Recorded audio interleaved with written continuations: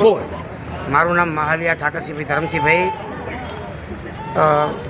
રહે છે હિંમતપુરા, આંગણવાડી નાનપુરા ઘટક એકમાં ભરતી બહાર પડેલી.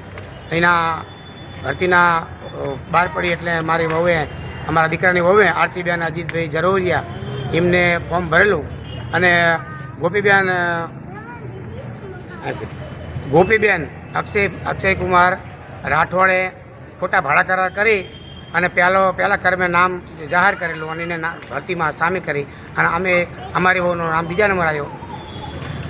આ ભરતી થઈ અને ટાઈમથી તમને અત્યારે ખબર પડી સિવાય તમે કોઈ જગ્યા પર પહેલાં કોઈની રજૂઆતો કરી છે? જાણે મેરિટ જાણવામાં આવ્યું, મેરિટ બહાર પડ્યું કે આમાં તો મેરિટની અંદર લખેલું હતું કે ગોપીબેન અક્ષયકુમાર રાઠોડને પહેલો કર્મમાં લેવામાં આવ્યા.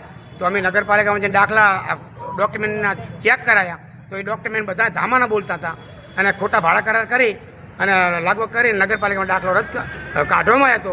તે પછી ચીફ ઓફિસરને અમે જાણ કરીને અમે એમ કે પંચરોજ કામ કરીને દાખલો રદ કરાયો. એમને તો રદ કરી નાખ્યો, એમની ભૂલ કબૂલ કરી, શરત ચૂકથી નીકળ્યો. એટલે પછી અમે ડીસી કલેક્ટરને અપીલ કરી અને મામલતદારને પણ 50 માણા લઈને જાણ કરી હતી કે કલેક્ટર કહે છે તો અમે દાખલો રદ કરશું. હજુ કલેક્ટરે હુકમ નથી કર્યો દાખલો રદ કરવાનો. હવે પછી આગળ તમારી શું રણનીતિ છે? અમે જો અમને આ દાખલા મામલતદાર કચેરીમાં રદ નહીં કરવામાં આવે, દાખલા હજુ ઓનલાઈન ચાલુ છે, દાખલા રદ કરવામાં નહીં આવે તો અમે ધારણા પર બેવા તૈયાર છીએ. શું નામ તમારું? સાયણી કૃષ્ણાબેન સત્તાભાઈ. બેન, શું આવેદનપત્ર દેવા આવ્યા હતા? શું બાબતનું છે?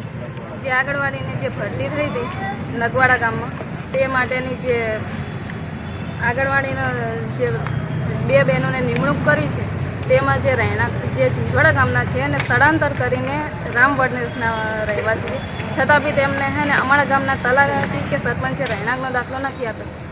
તે છતાં પણ એને મામલતદારશ્રીએ રહેણાંકનો દાખલો નીકાળી આપ્યો છે અને ભરતી ગેરરીતિથી કરવામાં આવી છે.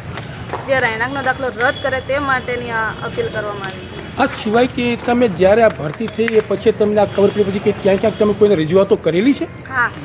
કોને કરી? જે સુરેન્દ્રનગર જિલ્લા કચેરીમાં પીમીઓ મેડમ છે તેમને બી રજૂઆત કરવા આવી છે વારંવાર, અને અહીંયા પાટડી સેવા સદનમાં બી મામલતદારશ્રીને 2 દિવસથી રજૂઆત કરી છતાં બી તે હાજર રહ્યા નથી. છતાં આ દિવસે અમે નાયબ મામલતદારશ્રીને આવેદનપત્ર